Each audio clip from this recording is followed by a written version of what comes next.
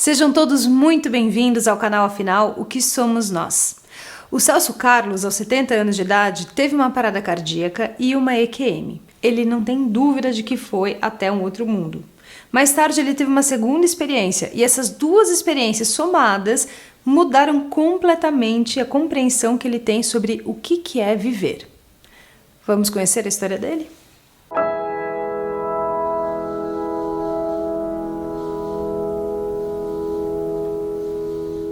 Olá, Sr. Celso. Olá, Luciana. Olá. Nós estamos aqui para falar sobre as duas experiências que o Sr. Celso teve. Para quem está assistindo esse vídeo, a Luciana é filha do Sr. Celso, ela é nutricionista e participou bastante. Ela vai trazer algumas informações importantes também sobre esse caso. Então, o Sr. Celso ele foi operado, primeiro da próstata, depois teve parada cardíaca, e eu gostaria então que a Luciana nos relatasse de uma forma objetiva como é que foi, o que aconteceu até o momento que ele teve a experiência de quase morte.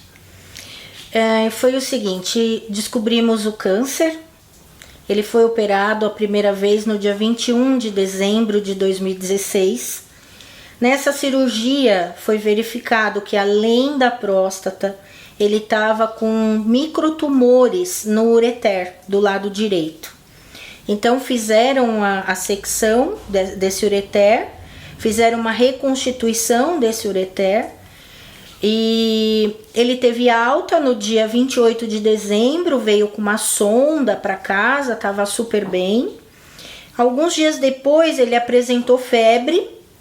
Levamos ele ao pronto-socorro, ele fez um exame de urina, constatou uma infecção e o médico, no caso, como era um plantonista pelo período da madrugada, que era uma infecção de urina por conta da sonda. Só que ele perdeu 20 e tantos quilos em 15 dias. Ele emagreceu assim de uma hora para outra e parou de comer, não queria comer. E pela questão de eu ser nutricionista, eu comprei algumas dietas integrais e obrigava ele a tomar. Quando ele voltou no dia 16 de janeiro, já de 2017, para a consulta dele, pós-cirúrgica, né? O médico que operou ele falou que tinha alguma coisa de errado, que não era normal aquilo. Foi feita uma tomografia de urgência, constatou-se que metade da barriga dele era urina e metade pus. Então ele estava num quadro grave de septicemia. Já ficou internado já, né, nessa segunda-feira, que era uma segunda-feira. Na quarta-feira, no dia 18 de janeiro, ele foi operado pela segunda vez. Durante a cirurgia, a pressão dele caiu a 5. Não conseguiram finalizar a cirurgia, porque ele teve, na verdade, foi uma rejeição do material de reconstituição do ureter. Então, a cirurgia que eles iam fazer, colocando esse pedacinho que sobrou do ureter no intestino, não conseguiram fazer. Então, ele hoje tem uma nefrostomia do lado direito. E a barriga dele, os órgãos dele ficaram basicamente todos para fora, porque o peritônio dele foi totalmente danificado por conta da infecção. E, além de tudo, ainda tem uma hérnia aí junto, né? E saiu do centro cirúrgico em coma induzido, entubado, numa situação bem grave. A médica do centro cirúrgico, da UTI, perguntou pra gente se nós acreditávamos em Deus. Nós falamos que sim, e ela disse bem francamente: então vocês rezem, porque a nossa parte a gente já fez. E aí eu perguntei para ela a gravidade dessa infecção. E aí ela me disse o seguinte, que numa infecção grave tolera-se aí em torno de 20 mil leucócitos e o quadro dele eram 70 mil leucócitos no sangue. E no dia seguinte ele já estava estubado e consciente, né? Então a reação dele aos antibióticos já teve o efeito. Esse foi o relato e aí 4 dias depois foi que aconteceu a experiência dele durante a parada respiratória.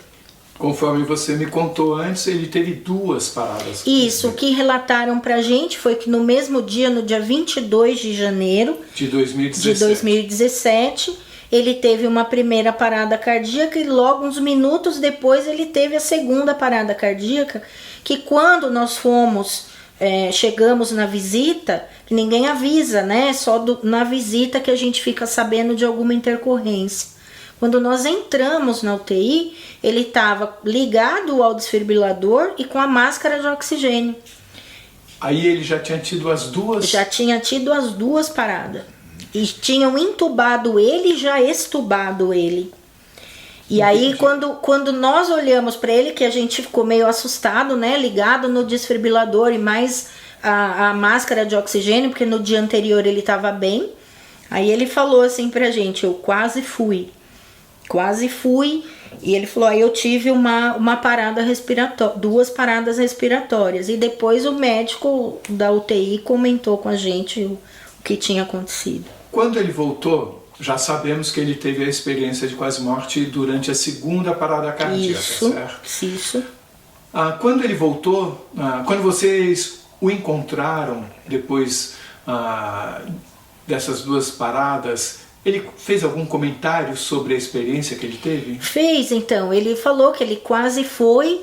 Ele contou muito por cima, né, num primeiro momento, porque nós ficamos assustados, ele também estava um pouco assustado, né?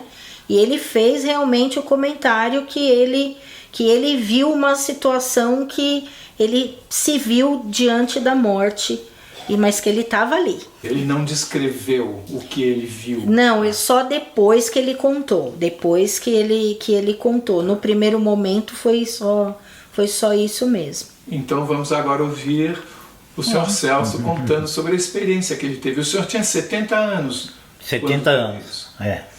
Então nos conte, na primeira parada cardíaca, o senhor não sentiu nada? Não, primeira parada nem sabia que tinha tido a parada. De repente acordou já depois? De repente, da primeira para a segunda eu estava na UTI, também não me lembro assim de alguma passagem, não lembro. Como foi um tempo muito curto entre a primeira e a segunda. Quanto tempo? Ai, agora... Algumas horas? Provavelmente. Eu sei que o que falaram pra gente é que foi em torno de 10 horas. Entre 10 horas e meio-dia ele teve as 2. Então foram 2 horas. Entendi. Então eu não sei dizer exatamente quanto Então provavelmente quanto tempo. Entre a primeira e a segunda eu devia ainda estar sob efeito de remédio da primeira, né? Devia estar ainda talvez inconsciente. Mas quando eu tive a segunda, quer dizer, relatado pelos médicos que eu tive a segunda, foi aí que eu tive a experiência de me ver, como eu relatei depois, de ter me visto em outro lugar, de ter passado para o outro lugar, de ter ido e voltado. Como é que foi isso? Então, a princípio eu me vi na maca, na mesa da UTI, na cama da UTI, que é uma maca. Eu me vi ali, embora eu tenha me visto naquele holofote da mesa de operação. Nessa primeira visão que o senhor teve, o senhor estava na UTI, né? E o senhor enxergou o seu corpo nesse momento? Não enxerguei. Porque quando eu tive a parada, foram chegando, entre médicos e enfermeiros, foram chegando. Então, ali do lado da minha cama, estavam talvez 6, 7, 8 pessoas, porque estavam todos ali. Eu me via, mas de cima. Mas quando o senhor fala que o senhor se via, eu tenho a compreensão de que o senhor enxergava o seu corpo. Não enxergava o meu corpo. Eu enxergava eles mexendo no meu corpo sem eu ver meu corpo. Mas o senhor não enxergava porque eles tapavam a visão? Porque eles tapavam a visão. Entendi. Então eu de cima, mas aí depois eu fiquei analisando como eu estaria ali em cima, porque eu via o holofote da mesa cirúrgica. Então o senhor estava acima desse acima holofote. do holofote. Eu estava acima daquele holofote da mesa cirúrgica, embora não tivesse um holofote da mesa cirúrgica. Na UTI não tem aquele holofote. E o senhor enxergou essa luz? Enxerguei perfeitamente, eu enxergava aquele holofote e ele clareava a mesa onde eles estavam, a maca. Mas ele não existia. O holofote não existia, mas eu via nitidamente claro, luminoso assim, eu via nitidamente tudo que eles estavam fazendo e inclusive eu escutava tudo que eles falavam. Faz isso, faz aquilo, desfibrilador, aplica isso, aplica aquilo. Eu não sei certo o que eles mandavam aplicar. Mas faz isso, faz aquilo, mais ar, não sei mais o que. Sabe, eles falavam entre si, faz isso, aí a médica falando para a enfermeira, isso, aquilo, pega, até tudo isso aí foi passando um determinado tempo, inclusive eu me via entubado, mas eu não me via de cima. Como é que é isso? Eu sentia que eu estava entubado. Ah, entendi. Eu sentia. Inclusive, num determinado momento, eu peguei a mão do Luiz. Quem é Luiz? O Luiz é um dos paramédicos. Tá. Eu peguei a mão do Luiz, puxei para mim e pedi para ele tirar o tubo que eu queria respirar, que o tubo dificultava de eu respirar. E aquele tubo, ele fazia como se ele jogasse o ar assim, sabe? Jogasse e parasse, jogasse e parasse. E eu queria respirar e não conseguia respirar. Só que eu peguei, como eu peguei na mão dele, se eu estava totalmente morto. Mas o senhor estava lá em cima, o senhor teve vontade de pegar a mão dele, foi isso? Segundo ele, eu peguei, mas fisicamente, eu não peguei na mão dele. Ah, como assim, segundo ele? Segundo o Luiz, que ele falou para mim que eu peguei na mão dele e trouxe para ele me tirar o tubo. E isso quer dizer que o senhor conversou sobre isso com ele após a operação? Conversei. Após a parada cardíaca? Após a parada. Eu conversei com ele e depois eu falei, pô Luiz, eu queria respirar e você não me tirou o tubo. E o que ele falou? Ele falou, não podia, é um procedimento deixar entubado. O senhor quer dizer que o senhor estava vendo lá de cima, o senhor tudo. Lá de cima teve vontade de que fosse tirado o tubo, e o senhor sente... Que alguém pegou então na mão dele para tirar o tubo, porque eu senti que eu peguei na mão dele e fiz assim. Fiz assim, trouxe e fiz assim para ele me tirar o tubo. Mesmo estando lá em cima, o senhor teve essa sensação? Eu tive a sensação de que peguei na mão dele. E ele confirmou que eu peguei na mão dele. Só para a gente ordenar os fatos. Chegaram os médicos, fizeram os procedimentos. Todos. Entubaram o senhor via tudo de cima, sem enxergar o próprio corpo. O senhor sentiu a vontade de que o seu fosse tirado o tubo, e ele sentiu que o senhor, mesmo estando inconsciente naquele instante, em parada cardíaca, o senhor conseguiu, com a sua mão, trazer a mão dele para perto do tubo, foi isso? Então, mas como que eu consegui se eu estava totalmente parado? Ele estranhou que o senhor tenha feito isso? Não, nós não comentamos depois sobre isso, porque eu pouco falei para eles que eu tinha passado por isso, porque eu achei que eles não iam acreditar, né? Foi depois que eu comentei, aí fechadamente, reservadamente com alguns, falou, o senhor não é o primeiro que fala que aconteceu isso aqui. Porque ali a maioria dos pacientes que estão naquela ala que eu fiquei são terminais. Então eles passam por uma série de experiências e alguns relatam, outros não, porque ficam com receio da pessoa duvidar, ou o cara está ficando louco, né? Ou passou isso. Mas algumas pessoas já me falaram que se viram do outro lado. E eu realmente senti que eu tinha ido, que eu estava em outro mundo. eu senti, né? Aí eu não sei se é o subconsciente, alguma coisa, eu senti que eu tinha ido, que eu tinha partido, que eu tinha morrido. De alguma forma o senhor ficou assustado? Eu acho que eu não fiquei assustado, eu fiquei mais assim, pelo que eu vi, mas não assustado, porque eu não tenho receio da morte, de jeito nenhum. Mas de alguma forma modificou a sua compreensão sobre a morte?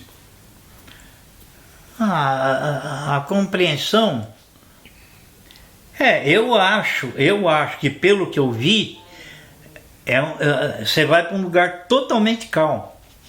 O senhor olhou para os lados, ou para cima, ou para trás? Não. O senhor ficou preso por aquela imagem? Preso na imagem do que eles estavam fazendo. Tá. A sala que o senhor via lá de cima era idêntica à sala real? Era idêntica. As pessoas eram as mesmas que de fato estavam lá? As mesmas que estavam.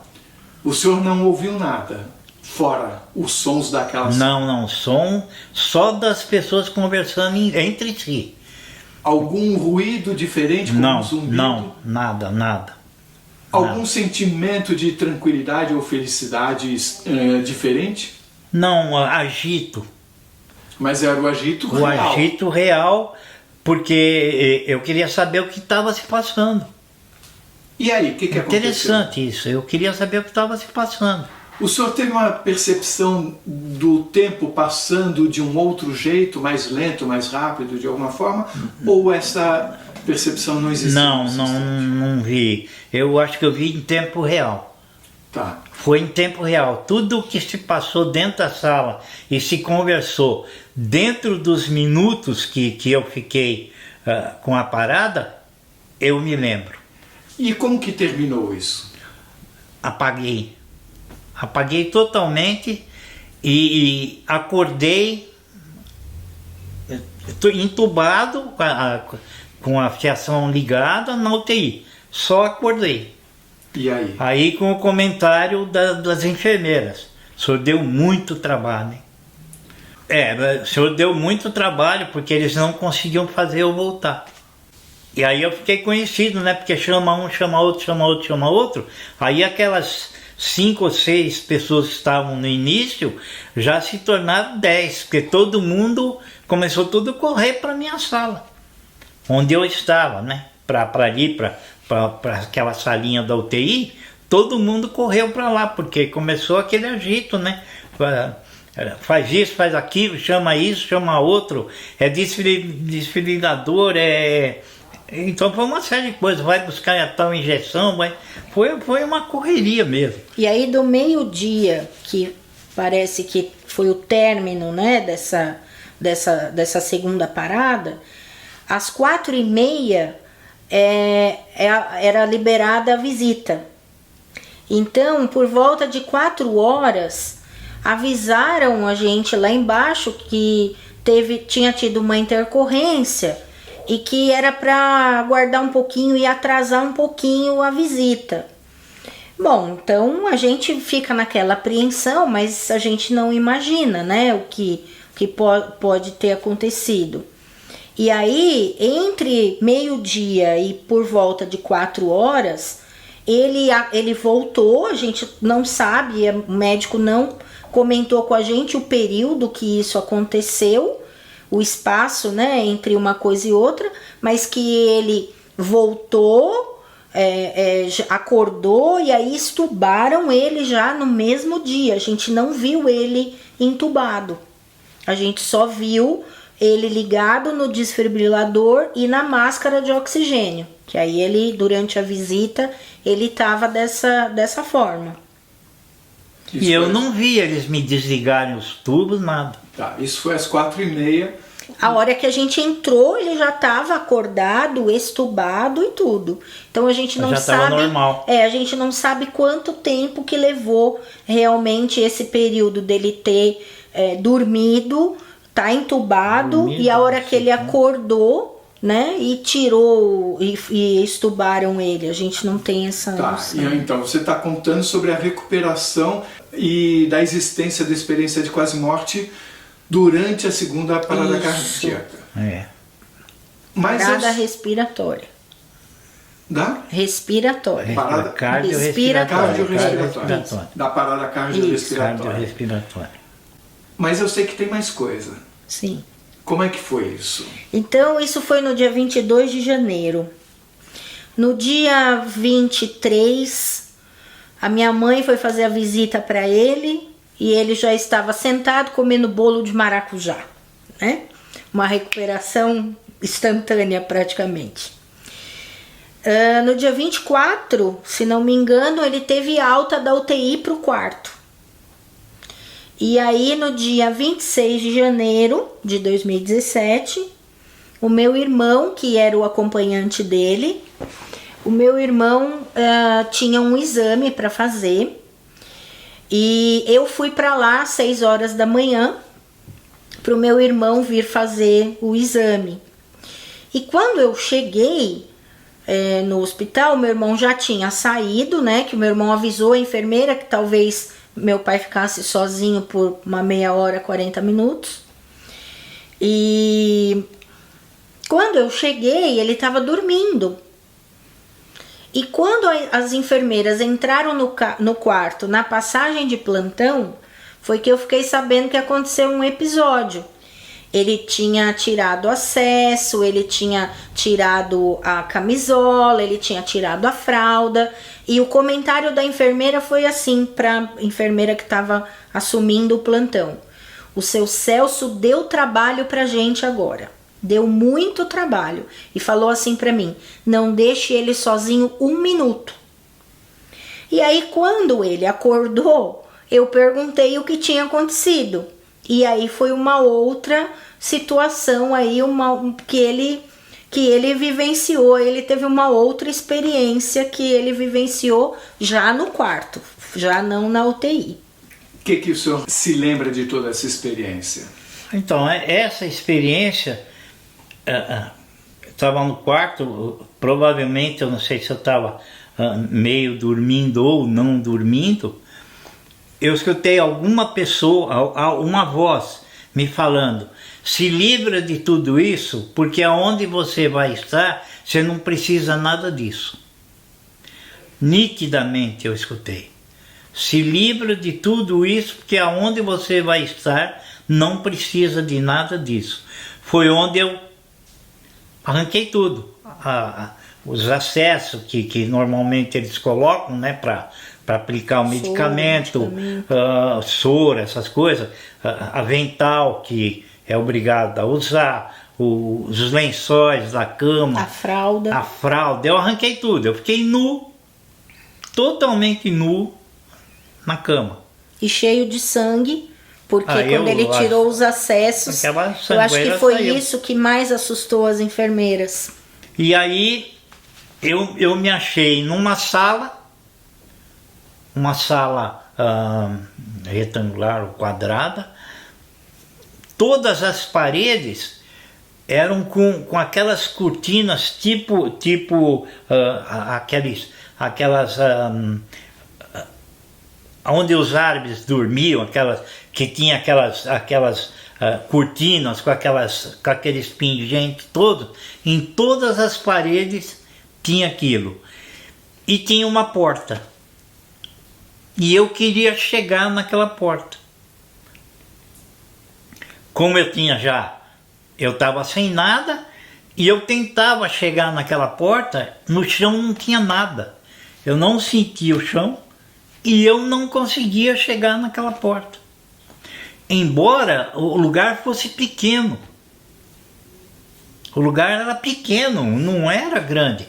Eu me via assim, num quarto. Era um quarto normal. Mas todas as paredes, eu não via parede, só aquelas cortinas. Todos aqueles bordados. E o chão eu não via. Via algo branco, parecendo talvez nuvem, alguma coisa. E eu tentava chegar naquela porta e eu não conseguia.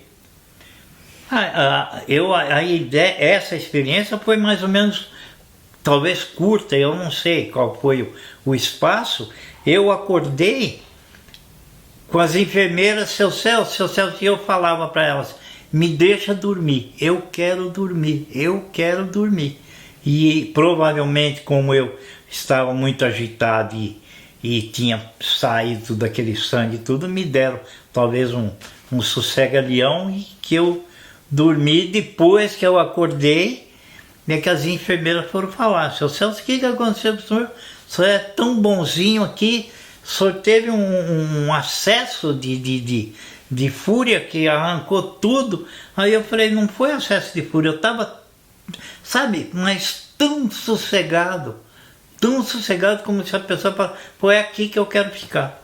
E foi por isso que eu falei, eu quero dormir. Porque eu me senti, e outra, eu queria deitar e não tinha cama, não tinha nada. E como que eu estava deitado? Deixa eu fazer algumas perguntas. O senhor voltou dessa segunda experiência com total lembrança dela? Dessa do quarto? Isso. Com certeza. Quando o senhor falou com as enfermeiras, o senhor estava falando desse lugar onde eu o senhor estava falando que eu queria dormir. Eu escutei na sala, eu não escutei ninguém. Eu escutei antes. Você se tire tudo, né? Tire tudo. Aonde você vai estar não precisa nada disso. Para onde você vai não precisa nada disso. Mais ou menos isso. Essa voz era masculina ou feminina? Agora... Parecia uma voz humana? Parecia. O senhor ouviu como se tivesse sendo dito de fato, ou ouviu dentro da sua cabeça? Ou o senhor não consegue fazer essa distinção? Não consigo. Uma voz, uma voz uma voz tão comum que poderia ser mulher, poderia ser homem. É uma voz comum. Simplesmente falou isso para mim. Se livre de tudo isso, que aonde você vai, você não vai precisar de nada disso. Essa porta que o senhor viu e que o senhor queria atravessar, qual o significado que ela tinha para o senhor? O que aconteceria se o senhor passasse por essa porta? Talvez chegar no lugar onde a pessoa falou. Seria a morte? Eu acredito que sim. Seria a passagem daqui para outra parte. Talvez aquilo seria como um estágio saindo da vida, um estágio para passar para o outro lado. Para mim seria isso. E na hora o senhor queria fazer isso? Queria. Eu queria chegar na porta, mas eu andava e não chegava na porta, não chegava. E por que o senhor queria ir? O que o senhor via lá que fazia com que o senhor quisesse? Não, eu queria que a pessoa, saber por que a pessoa falou assim, livra de tudo isso, porque para onde você vai, você não precisa nada disso. E o senhor estava num local fechado, a única saída desse local fechado era aquela porta. E como era essa porta? Era um vão? Não via a porta, só via claridade. Era como se tivesse só um batente, uma abertura? Só uma luz. Não era uma luz focada, era uma claridade. Nas cortinas tinha uma claridade. Eu não via nada do outro lado. Na porta eu não via nada. Nada. Eu via que tinha uma claridade que eu tinha que ir para lá. Eu achei que eu tinha que ir para lá. E essa claridade era de que cor? Era branca? Não, transparente, é uma claridade normal. Como assim, se fosse uma cortina que tivesse uma claridade batendo na cortina, parecendo uma porta. Como se fosse um véu transparente. E lá o senhor sentiu algum prazer, alguma felicidade? Nossa Senhora, mais uma tranquilidade. Nossa! Por isso que eu queria ficar lá. Eu queria dormir, eu queria, sabe, relaxar. Não sei se era pelo motivo de você estar num quarto, de 5 em 5 minutos, alguém te acordava para aplicar uma injeção, tomava 20 injeções por dia, sei lá, 15. toda hora. Você estava assim, já vinha te aplicar, estava assim, já vinha outra pressão, já vinha outro colher sangue. Então, não sei se eu estava tão agitado que quando eu me vi naquele sossego, eu queria dormir. Eu não entendi uma coisa. O senhor disse que o senhor tentava chegar lá. Tentava, andando. Andando. Mas ao mesmo tempo o senhor comentou não achava o pé. Que queria dormir e não tinha cama lá. Mas o senhor estava andando, mas o senhor queria dormir. Como é que eu junto essas duas coisas? Não, eu queria chegar na porta, aí é que está o negócio. Eu estava andando, eu falei que eu queria dormir quando me chamaram. Quando me chamaram, que as enfermeiras vieram e tentaram, mexeram comigo, me acordar, e eu falei, eu quero dormir, me deixa que eu quero dormir. Mas nada que as enfermeiras vissem que eu vi. Tá. Eu vi aquilo lá. Nesse instante que o senhor falou, eu quero dormir, o senhor ainda se via naquele local? Não. Quando eu falei, eu quero dormir, aquela imagem toda parece que se apagou. O senhor disse que sentia uma paz? Nossa Senhora, uma paz terrível. Felicidades? Nossa, aquele, sabe, parecia que você não tinha nada na cabeça. Parecia que, porque era a mesma coisa que uma criança recebendo um presente que ela queria, sabe?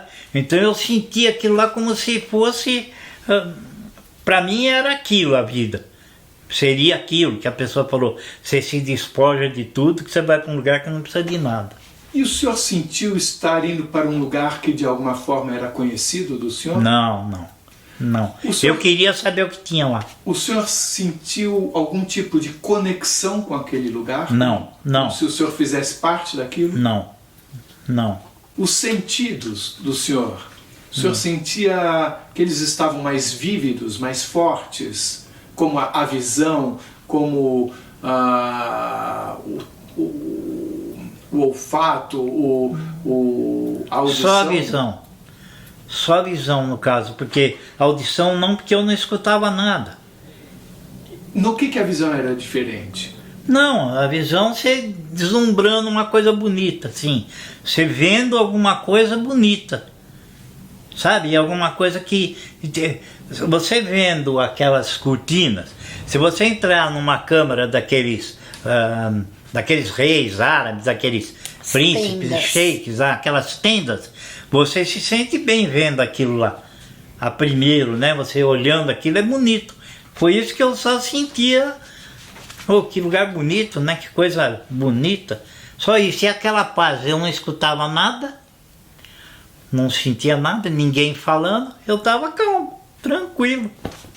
Me chama a atenção o fato de serem tendas árabes. O senhor tem alguma ligação com os árabes? Nenhuma.